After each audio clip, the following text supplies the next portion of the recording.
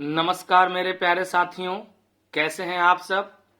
आशा करता हूं बहुत अच्छे हैं। आप सभी लोगों का आपके अपने YouTube चैनल आशीष क्लासेस लखनऊ पे बहुत बहुत स्वागत है मेरे साथियों। आइए हम लोग शुरुआत करते हैं कि मेंस की प्रैक्टिस को कैसे आगे बढ़ाया जाए, कैसे मेंस की प्रैक्टिस किया जाए। इसको ध्यान में रखते हुए मेरे साथियों, आज हम लोग एक क्वेश्चन पे डिस्कस करने जा रहे हैं। क्वेश्चन आपको दिखाई दे रहा होगा कि क्वेश्चन दिया गया है कि उत्तर प्रदेश में सूखा प्रवण क्षेत्रों को बताते हुए इससे निपटने हेतु राष्ट्रीय और अंतर्राष्ट्रीय प्रयासों के साथ अपने सुझाव भी दें। यानी सवाल में हमें यह बताना है कि जो यूपी में ड्राउट प्रोन एरिया है, सूखा प्रवण क्षेत्र है, उसको बताएं पहले कहां कहां है, और फिर ये बताएं कि इसके निपटने के लिए हमारी सरकार और अंतर्राष्ट्रीय स्तर पर क्या प्रयास किए जा रहे हैं। और उसके बाद मेरे साथियों हमें यह भी बताना है कि हम लोग अपनी ओर से सुझाव दे दें। और लिखना कितने में है? 125 में लिखना है। तो इस सवाल को लिखने में इसमें हम लोग सबसे पहले ये लिखेंगे कि हमारे यूपी में कौन कौन से ऐसे क्षेत्र हैं जो सूखा प्रवण हैं।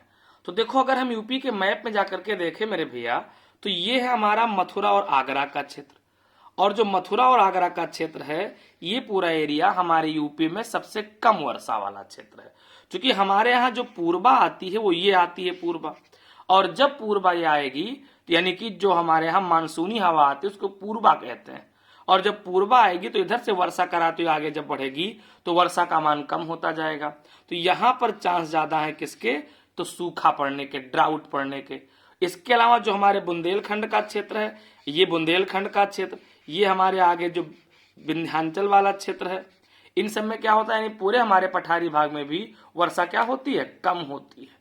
और जब यहाँ वर्षा कम होती है तो इसलिए यहाँ पर भी सूखा की स्थिति होती है। अब देखो साहब, इसको लिखने के लिए हम इंट्रो कैसे बनाएंगे, तो देखिए कैसे इंट्रो बनाएंगे इसका।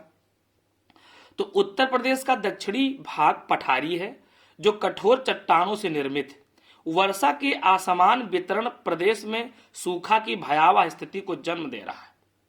और वर्तमान में सूखा प्रवण क्षेत्र है। पहला कौन सा? विंध्यन क्षेत्र। देखो ये विंध्यन क्षेत्र हो गया भैया। फिर कौन सा? बुंदेलखंड क्षेत्र। इधर का क्षेत्र बुंदेलखंड का क्षेत्र हो गया। फिर हो गया पश्चिमी उत्तर प्रदेश, यानी मथुरा और आगरा का क्षेत्र हो गया। अब हम लोग थोड़ा सा डिफाइन करेंगे सूखा किसे कहा जाता है, सूखा प्रभावित क्षेत्र क्या होते हैं, पहले उसको डिफाइन करना है। तो प्रायः वह सभी स्थान जहां वर्षामान औसत वर्षामान से 24% कम हो जाए, यानी जितनी बारिश हो रही उससे 24% कम हो जाए, तो वहां सूखे की प्रवणता उत्पन्न हो जाती है। और उत्तर प्रदेश के दक्षिण में 70 सेंटीमीटर से कम वर्षा होती है। ऐसे में मानसून का थोड़ा सा भी विचलन हो जाए, यानी थोड़ा सा मानसून विचलित हो जाए, तो सूखे की भयावता को बढ़ा देता है। प्रदेश में पश्चिमी उत्तर प्रदेश में भी सूखे की उपस्थिति देखी गई है। कहां देखी गई है? पश्चिमी उत्तर प्रदेश में। तो पश्चिमी उत्तर प्रदेश में भी सूखे की भयावता देखी गई है। प्रायः सूखे निम्न प्रकार के हो सकते हैं। मौसमी सूखा, जब 75 सेंटीमीटर से वर्षा कम हो, जलीय सूखा पड़ जाता है, कृषिगत सूखा पड़ जाता है, और पारिस्थितिकी तंत्र के कारण भी सूखा पड़ता है।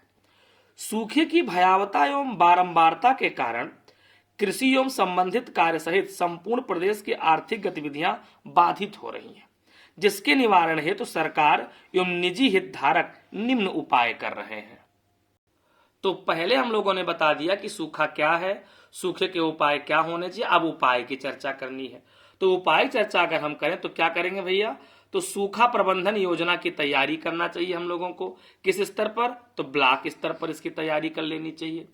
फिर वर्षा के जल का संचयन हमको बढ़ाना चाहिए। इसके लिए सरकार क्या क्या कर रही है? तालाब सौंदर्यीकरण करवा रही है।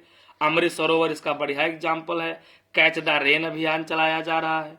फिर कृषि कार्य में आधुनिक तकनीकी को बढ़ावा देना चाहिए, जैसे सिंचाई का उन्नयन करना चाहिए। कौन सा? ड्रिप सिंचाई, स्प्रिंकल सिंचाई।